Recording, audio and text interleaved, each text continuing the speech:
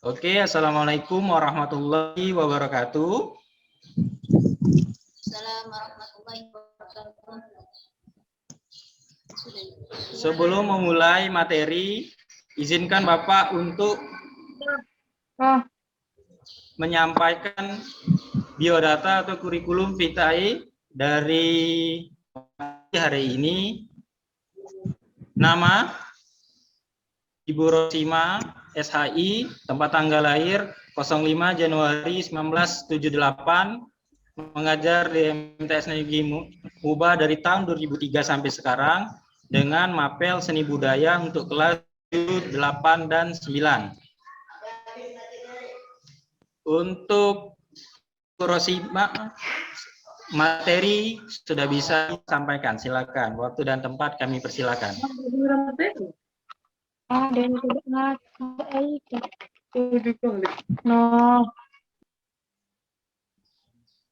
Assalamualaikum warahmatullahi wabarakatuh. Waalaikumsalam. Apa kabar anak-anakku sekalian? Pada hari ini puasa semua.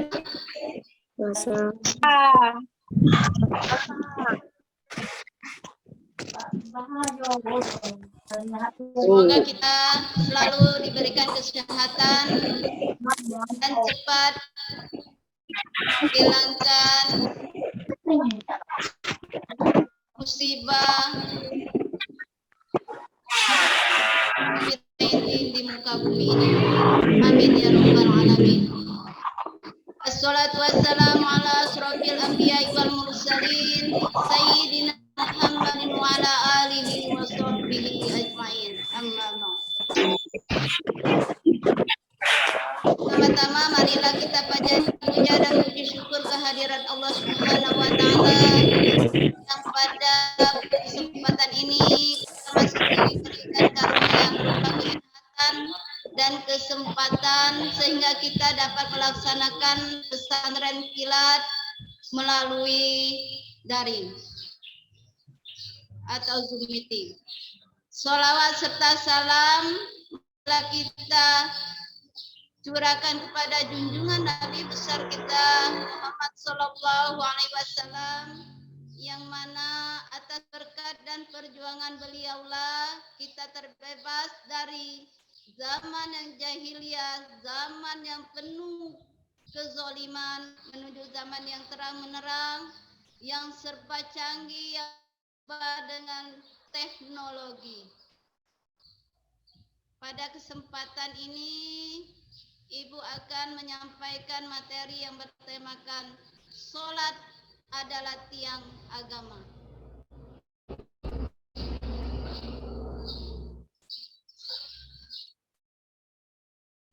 Pengertian sholat secara etimologi atau bahasa itu adalah doa.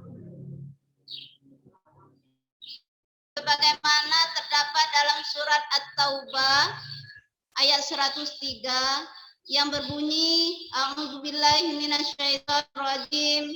Bismillahirrahmanirrahim. Inna salataka sakana lahum wallahu sami'un alim. Di sini lafaz inna salataka yang berarti sesungguhnya doamu sakana lahum akan menerima mereka. Jadi di sini lafaz sholat diartikan doa. Kemudian secara bahasa juga diartikan sebagai rahmat. Sebagaimana dalam surat Al-Ahzab ayat 43 yang berbunyi A'udzubillahi minasyaitonirrajim huwallazina amanu yusalli alaikum wa malaikatuhu. Di sini huwallazi yusalli alaikum dimaknakan atau diartikan dialah Allah yang memberikan rahmat kepadamu. Jadi di sini secara etimologi sholat diartikan sebagai doa dan rahmat. Adapun secara terminologi atau istilah, sholat adalah suatu ibadah yang terdiri dari beberapa ucapan dan perbuatan yang diawali dengan takbiratul ihram dan diakhiri dengan pengertian sholat secara etimologi dan secara terminologi. Next.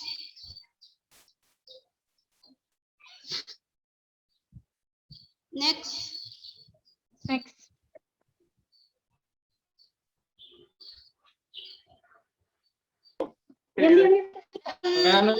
Dasar hukum atau dalil tentang perintah atau kewajiban kita sholat itu terdapat dalam diantaranya terdapat dalam surat Al-Hajj ayat 77 yang berbunyi A'udzubillahi minasyaitonirrajim Bismillahirrahmanirrahim Ya ayyuhallazina amanu ruk'u wasjudu wa'budu rabbakum waf'alul khaira la'allakum tuflihun.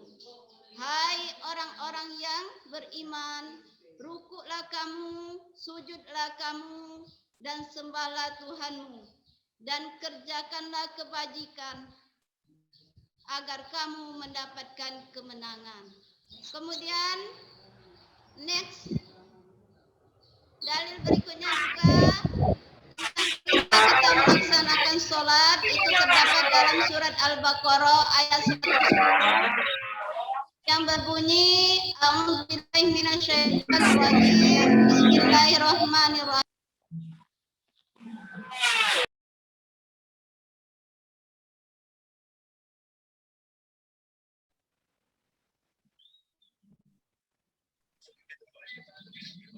Mati kali kamera. Nah, masih ada yang ibu.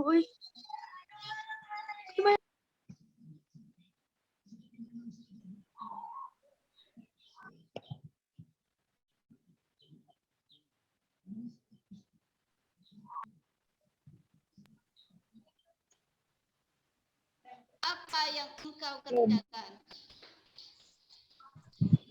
Saya berharap nih. Apa juga dalil tentang sholat atau perintah sholat itu dalam surat Al-Baqarah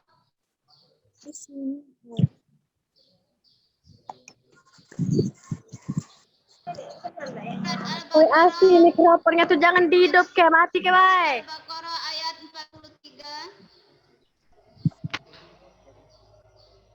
43. Awas Sri Katerami. Uang nak ngeneng soal guru deh ada nengok suaranya. Deh berhenti oi kamu ketemu. Dalam surat Al-Baqarah dalam surat Al-Baqarah ayat 43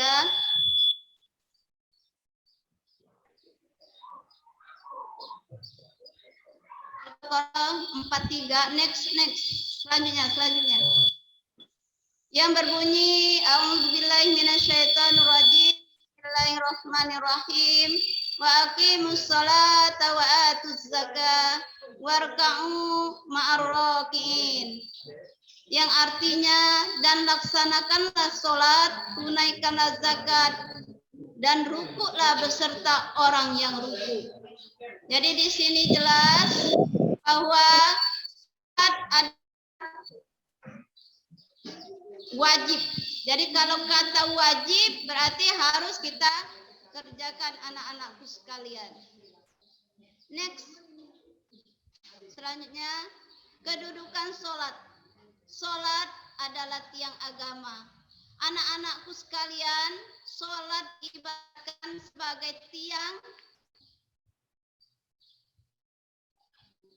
atau pondasi sebuah bangunan. Apabila bangunan tidak ada pondasi atau tidak ada tiang, bisakah tegak? Biasakah dia berdiri, anak-anakku sekalian? Nah, begitu juga di sholat. Jadi sholat apabila kita kerjakan, maka kita akan sia-sia. Sebagaimana dalam hadis Rasulullah SAW yang berbunyi As-salatu imaduddin. Man aqamaha faqad aqamaddin. Man hadamaha faqad hadamaddin. Yang artinya salat adalah tiang agama. Dan barang siapa yang meninggalkan salat berarti ia merobohkan, berarti dia telah merobohkan agamanya, merusak agamanya. Dan barang siapa yang mendirikan sholat, berarti dia telah menegakkan agamanya. Man hadamaha faqad hadamaddin. Barang siapa yang meninggalkan sholat, berarti ia telah merusak agamanya. Di sini jelas bahwa sholat merupakan suatu hal yang tidak bisa kita tawar-tawar. Hari ini sholat, besok tidak sholat. Jadi sholat merupakan tiang agama. Jadi kalau kita sholat berarti kita menegakkan agama. Ibarat suatu bangunan berdiri kokoh. Selanjutnya, sholat adalah ibadah pertama kali dihisab. Di sini dalam hadis yang diriwayatkan oleh Abu Hurairah radhiyallahu anhu berbunyi,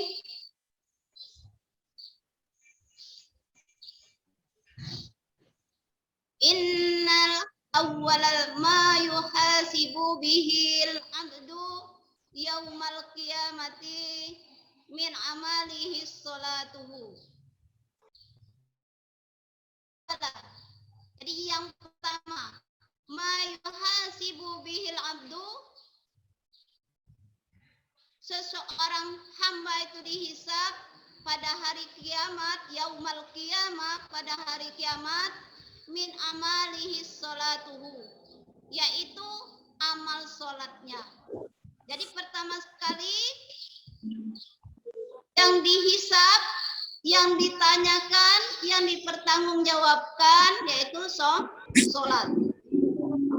Anak sekalian, insya Allah kita pada hari kiamat nanti kita dapatkan syafaat, kemudian pada waktu dihisab ditanyai, menjawabkan amalan sholat kita menerima dengan baik atau mendapatkan nilai yang baik. Begitu juga seperti kita mendapatkan nilai yang baik di sekolah, mendapat ranking pertama dari amal sholatnya. Amin ya rabbal alamin. Jadi sholat adalah ibadah yang pertama kali dihisab di yaumul qiyamah, pada hari kiamat. Next.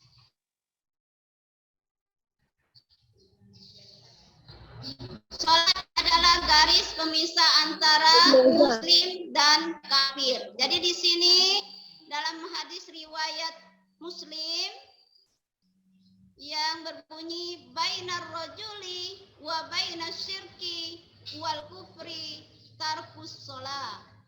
Ibu ulangi anak-anakku. Jadi sholat adalah pembatas atau pembeda antara muslim dengan orang yang syirik. Tahu orang syirik? Orang yang beriman atau menganggap yang meminta atau memohon selain kepada Allah, itu orang syirik. Kemudian orang kafir, orang yang tidak beriman. Jadi bainar rujuli wa bainas syirki wal kufri tarkus shalah. Jadi beda atau pembatas antara orang muslim dengan orang yang syirik dan orang kafir itu adalah meninggalkan sholat. Jadi di sini Ibu harapkan kita semua, Ibu sayangi, yang Ibu banggakan, semoga sholatnya tidak ada bolong. Jangan subuh sholat, zuhur tidak, asar sholat, maghrib tidak. Jadi insya Allah anak-anakku sekalian semuanya amalan sholatnya baik. Next. Selanjutnya.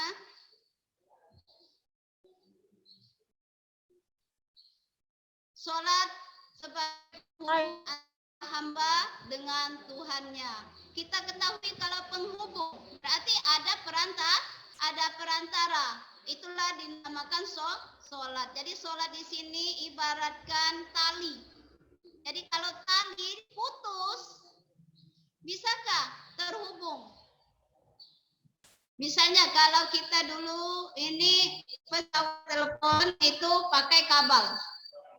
Jika kabelnya putus, bisakah tersambungkan suaranya dengan orang lain?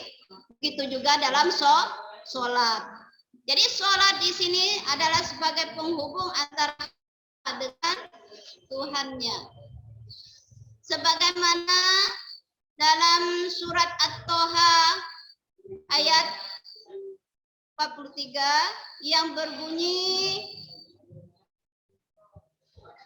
Innani anallah la ilaha illa ana fa'budni wa aqimis sholata li dzikri. Innani anallah, sesungguhnya aku adalah Allah. Jadi sesungguhnya aku adalah Allah. Tahu anak-anakku, Allah adalah Khalik, sang pencipta yang memiliki, yang berkuasa atas segala sesuatu. La ilaha illa ana, tidak ada Tuhan selain aku. Jadi ana, illa ana, kecuali akunya yaitu Allah. Fa'budni, maka sembahlah aku. Fa'budni wa aqimis sholata li dzikri, maka sholatlah kamu untuk mengingatku. Jadi di sini innani anallahu la ilaha illa ana, sesungguhnya aku adalah Allah, tidak ada Tuhan selain Allah kecuali aku. Fa'budni, maka sembahlah aku dan tegakkanlah sholat supaya mengingatku. Jadi di sini jelas mengingatku. Jadi dengan sholat kita mengingat, menyadari sesungguhnya Allah yang maha segalanya. Kita sebagai hamba Allah untuk mengharapkan segala sesuatu itu kita bermohon kepada Allah. Itulah kembali kepada pengertian sholat tadi, yaitu doa, suatu harapan anak-anak sekalian. Sebagai siswa, apa doa kalian? Harapan ya tentunya ingin menjadi anak yang soleh-soleha, kemudian mempunyai ilmu pengetahuan, kemudian mempunyai kehidupan yang baik dan mendapatkan syafaat pada yaumul kiamah, dan menjadikan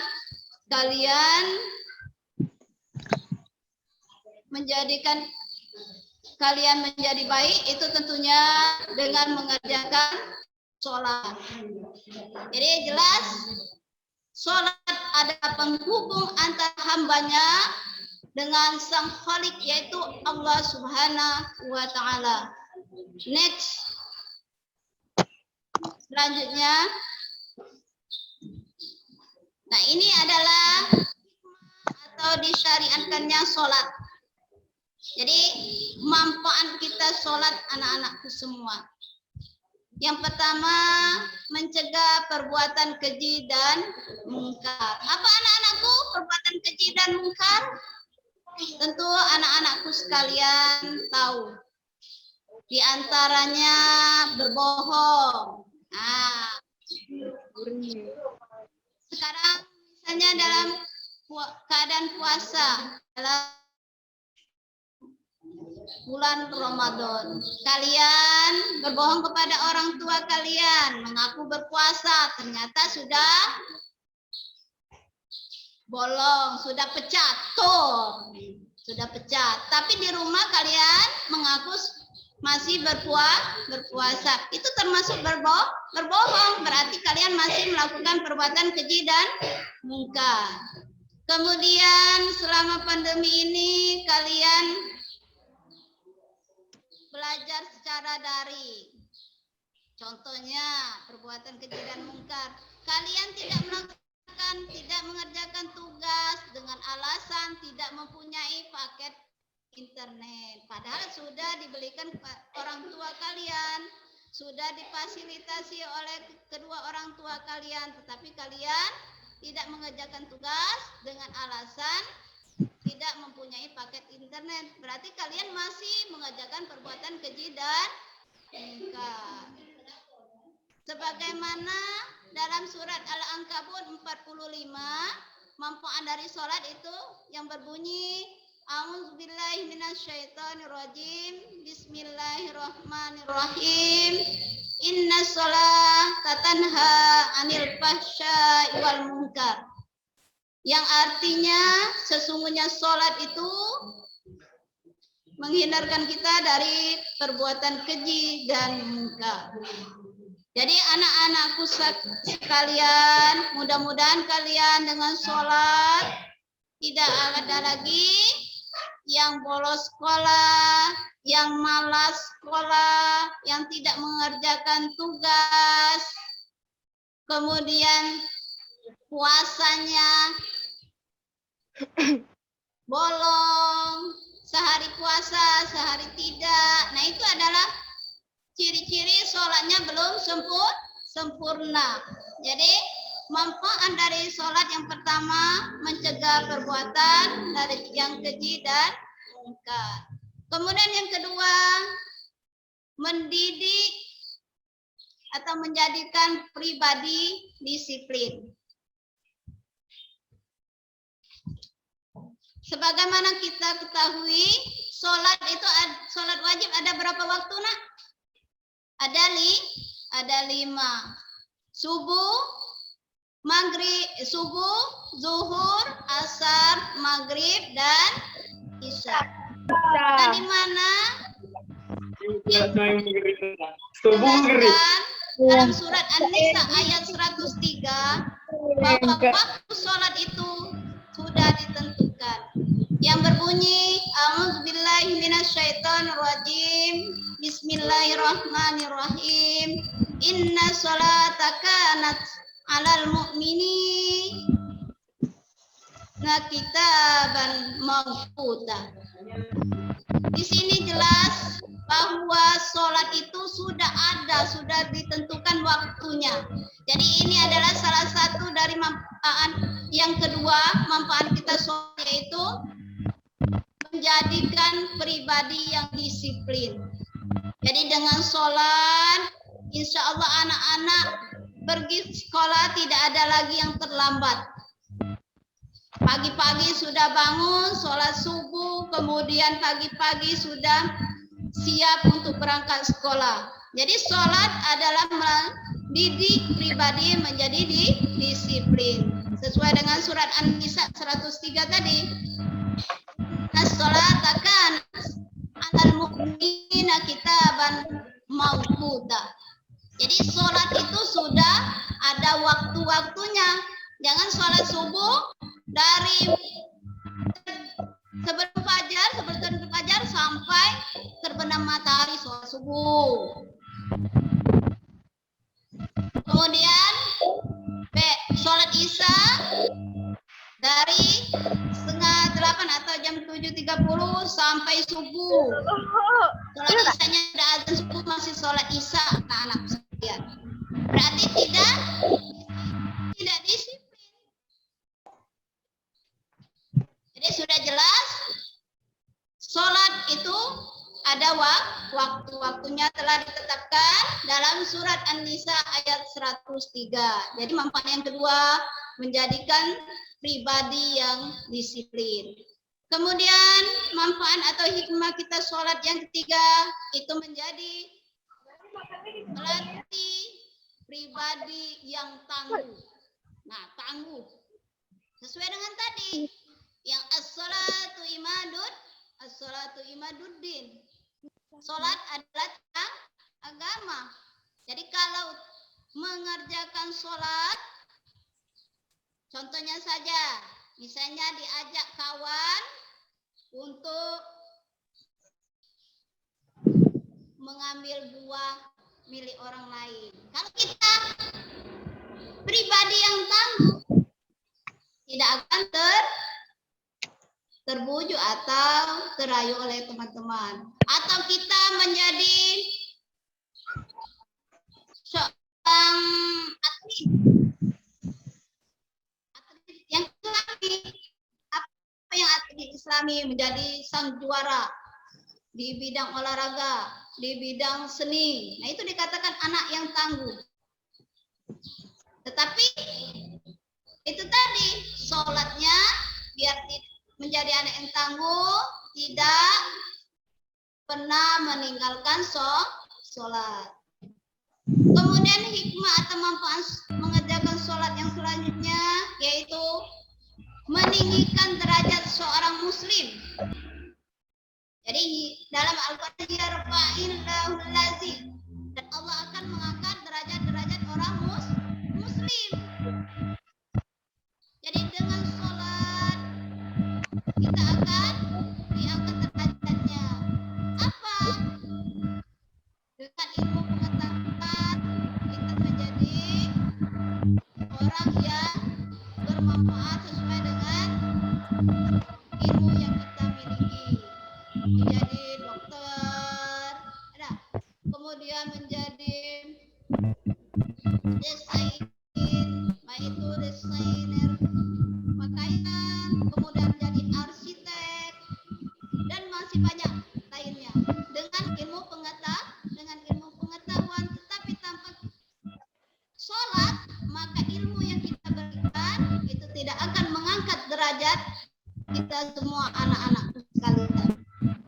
Jadi sholat itu yang harus kita tegakkan, yang tidak boleh kita tinggalkan agar kita selamat dunia akhirat. Sesuai dengan tadi, yang dihisab yang pertama adalah amal sholat. Kemudian selanjutnya hikmah sholat, yaitu membersihkan kesalahan dari dosa dan melatih hidup cara jadi membersihkan dari kesalahan dan dosa-dosa. Jadi sholat, bacaan sholat itu penuh dengan doa. Dari kita Al-Fatihah, Alhamdulillahirabbil alamin, Ar-Rahmanir-Rahim, Maliki yaumiddin, Iyyaka na'budu wa iyyaka nasta'in, ihdinas siratal mustaqim, siratal ladzina an'amta 'alaihim, ghairil maghdubi 'alaihim waladdallin. Amin. Kemudian bacaan-bacaan yang lainnya, bacaan sujud, bacaan di antara dua sujud, semuanya doa. Rabbighfirli warhamni, Rabbighfirli, ampunilah dosaku, warhamni, kasihanilah aku. Jadi semua bacaan-bacaan sholat itu doa. Jadi dengan doa, insya Allah kita terampunkan dari kesalahan dan dosa. Jadi manfaat kita sholat, membersihkan kesalahan dan dosa-dosa, dan melatih kita hidup teratur.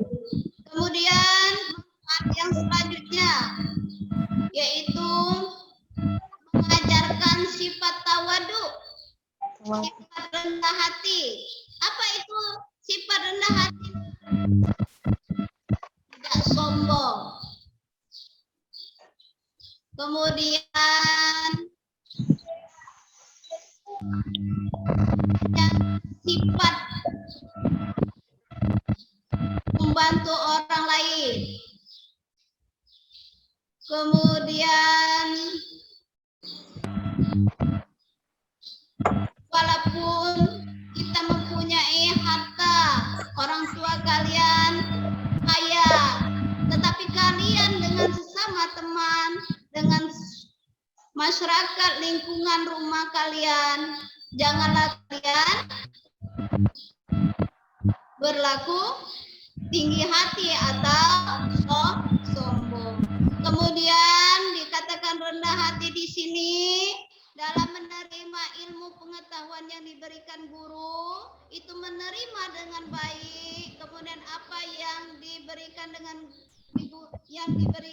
guru itu dikerjakan dengan baik. Nah, itu merupakan salah satu rendah hati. Kemudian menerima nasihat-nasihat yang baik yang diberikan oleh guru ataupun teman-teman kalian ataupun orang tua kalian dan masyarakat atau orang-orang yang berada di lingkungan kalian. Itu merupakan rendah hati. Kemudian yang selanjutnya yaitu mengajarkan kita hidup bersih. Sebagaimana kita tahu bahwa kita sebelum mengerjakan sholat, kita tentu berwudu, toharoh, bersih dulu. Ada tak yang sholat tidak berwudu? Anak-anakku sekalian.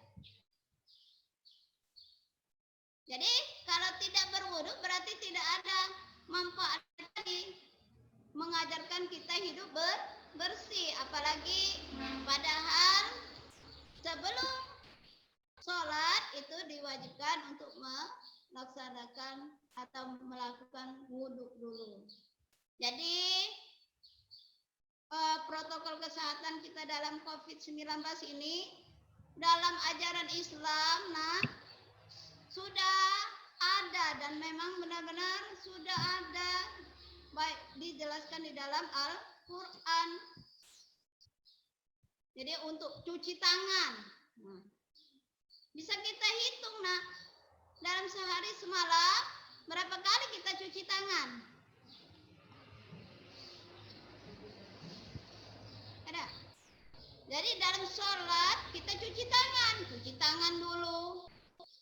Kemudian membersihkan lubang hidung. Itu adalah salah satu mengajarkan kita hidup bersih. Jadi dengan sholat, insya Allah kita semua, apalagi dalam suasana COVID-19,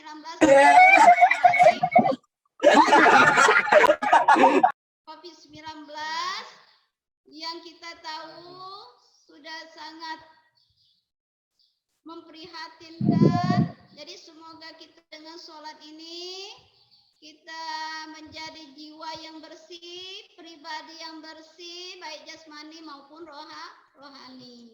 Insya Allah kita selalu diberikan oleh Allah kesehatan sehingga kita dapat terbebas dari virus corona ini. Semoga virus corona ini cepat hilang.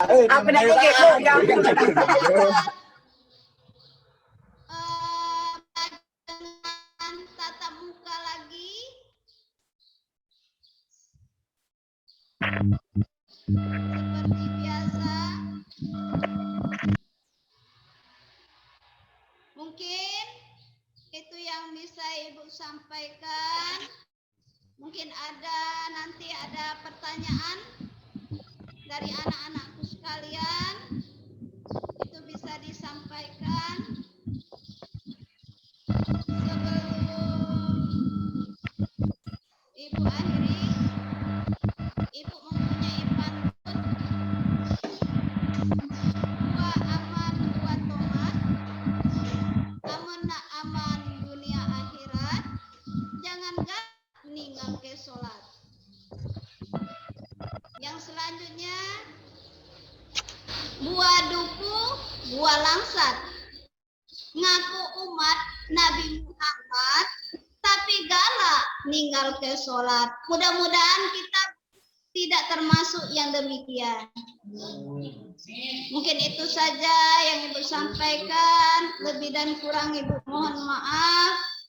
Dan kepada Allah mohon ampun. Wabillahi taufiq wal hidayah. Wassalamualaikum warahmatullahi wabarakatuh. Waalaikumsalam warahmatullahi wabarakatuh. Nah, anak-anak, tadi sudah disampaikan materi tentang sholat oleh Bu Rosima. Sekarang kita masuk sesi tanya jawab. Nah, tadi Bapak sudah kirim pesan di chat ya. Bagi yang mau bertanya, dua pertanyaan akan Bapak kasih voucher pulsa 10.000. Nah, jadi apabila ada yang ingin ditanyakan, silakan bertanya kepada Bu Rosima. Untuk mekanisme mau bertanya, boleh klik raise hand di reaction.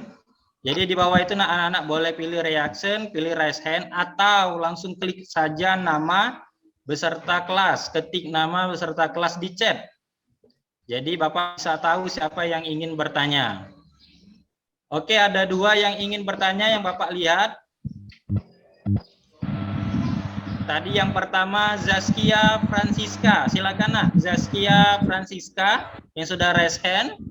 Boleh dibuka mic-nya, boleh di unmute nak. Zaskia Francisca. Sebutkan nama dan kelas, itu sudah benar ya nak ya. Zaskia Francisca 7A. Zaskia. Halo. Halo. Bentar, Pak, lagi dicari soalnya dan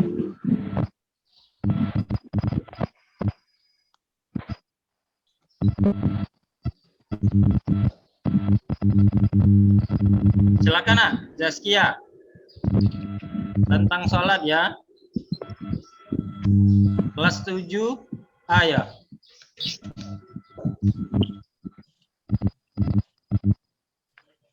Bapak tunggu, kalau memang belum siap nanti Bapak lempar dengan yang lain. Kalau belum siap.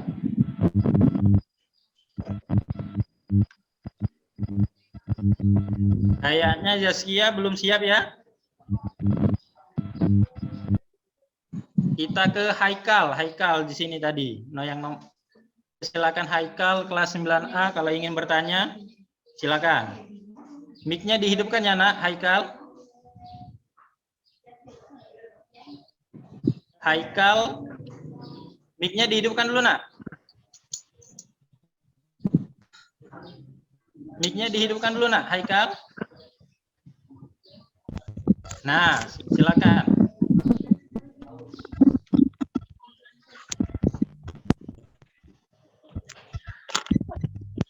Assalamualaikum warahmatullahi wabarakatuh. Assalamualaikum warahmatullahi wabarakatuh. Silakan nak.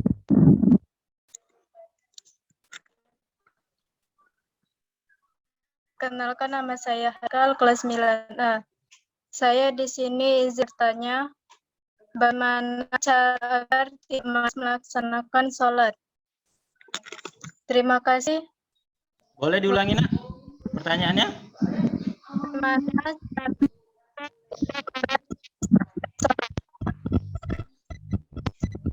Boleh sambil diketik di chat nak, biar jelas. Boleh Siapa? sambil diketik.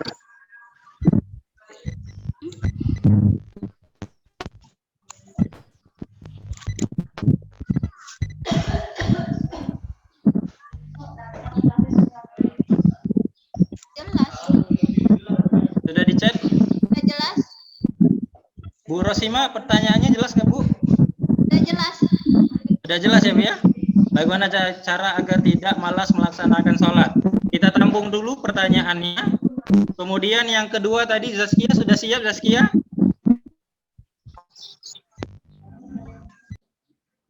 Zaskia sudah siap pertanyaannya? Kalau belum nanti Bapak kasih. Sudah siap? Ya, siap. Silakan. Kan Assalamualaikum ini- dulu nak. Assalamualaikum warahmatullahi wabarakatuh. Waalaikumsalam warahmatullahi wabarakatuh. Di sini saya izin bertanya.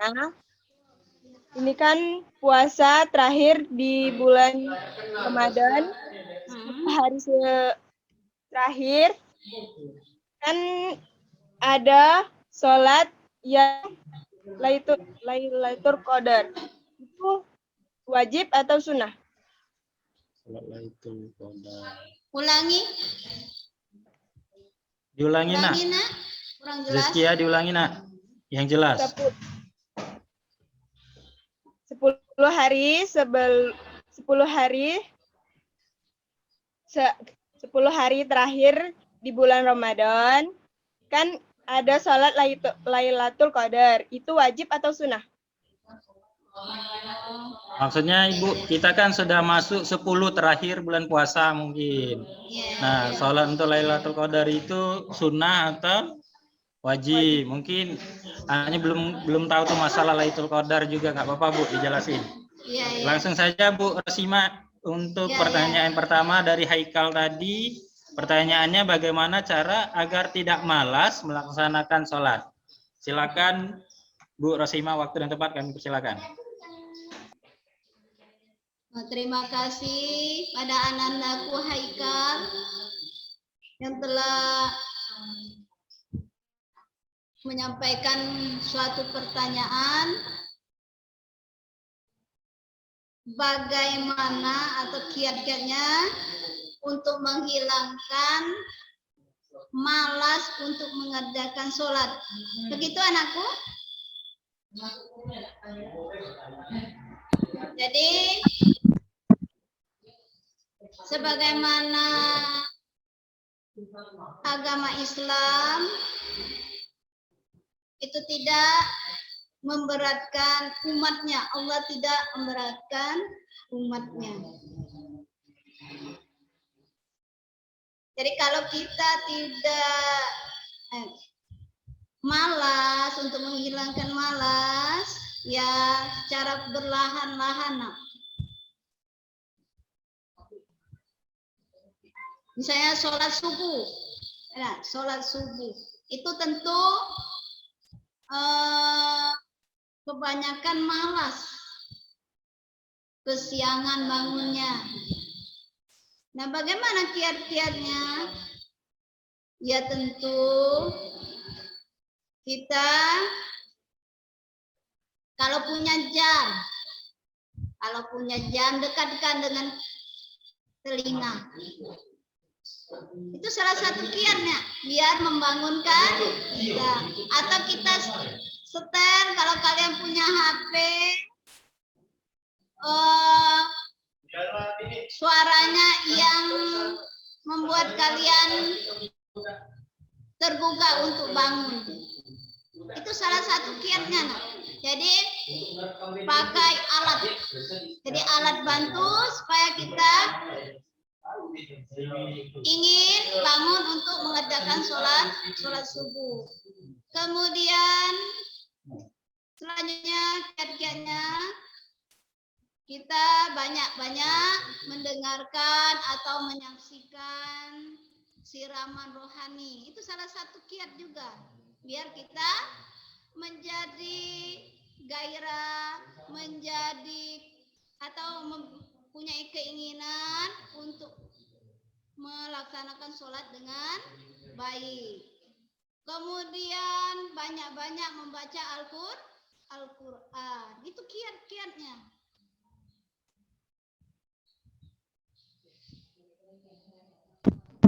Bagaimana Haikal? Ibu,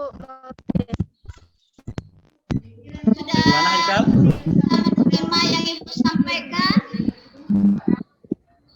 sudah Bu. Nah, bisa nanti diterapkan ya Haikal ya. Bisa nanti diterapkannya Haikal. Anak-anak yang lain yang sama, maksudnya wah merasa waduh kenapa sih susah atau malas untuk sholat, boleh nih tadi pesan dari Ibu Rosima dijalankan biar bisa sholat minimal sholat 5 waktu ya. Kalau yang sudah bisa sholat waktu harus sunnah. Kemudian pertanyaan kedua, pertanyaan yang terakhir untuk materi ini tadi dari Zaskia. Boleh Bu Rosima untuk menjawab pertanyaan dari dari anak kita Zaskia Francisca kelas 7A. Silakan. Ya, terima kasih anakku Zaskia. Yang Ibu sayangi, yang Ibu banggakan. Di sini mungkin Lailatul Qadar anakku sekalian bukan dikatakan sholat. Maksudnya di sini sholat ketika kita menemui atau menyaksikan Lailatul Qadar. Nah, itu ada ketentuan dalam syariat Islam. Kita ketahui Lailatul Qadar yaitu malam yang beribu-ribu mulia. Ada. Sebagaimana dalam surat Al-Qadr yang berbunyi A'udzubillahi minasyaitonirrajim. Bismillahirrahmanirrahim. Inna anzalnahu fi lailatul qadr. Wa ma adraka ma lailatul qadr. Lailatul qadri khairum min alfi syahr. Tanazzalul malaikatu fiha bi-rabbihim min kulli amrin hatta matla'il fajr. Jadi malam mulia. Jadi Lailatul Qadar. Jadi sholat sunat Lailatul Qadar namanya sholat sunat. Jadi bukan wajib, itu sunat. Jadi amalan itu harapan kita untuk menyaksikan Lailatul Qadar. Itulah amalan-amalan yang harus kita kerjakan, membaca Al-Quran, kemudian melaksanakan sholat-sholat yang sholat sunat lainnya, tahajud, kemudian berzikir. Nah, itu adalah salah satu usaha kita untuk mengharapkan menyaksikan Lailatul Qadar. Nah, itu adalah salah satu cara-cara kita untuk menyaksikan Lailatul Qadar. Mudah-mudahan kita semua, anak-anakku semua, kita diberikan kesempatan untuk menyaksikan Lailatul Qadar. Jadi sholat sunat Lailatul Qadar bukan wajib anakku Zaskia. Jadi itu sunat. Apabila kita menyaksikan adanya Lailatul Qadar.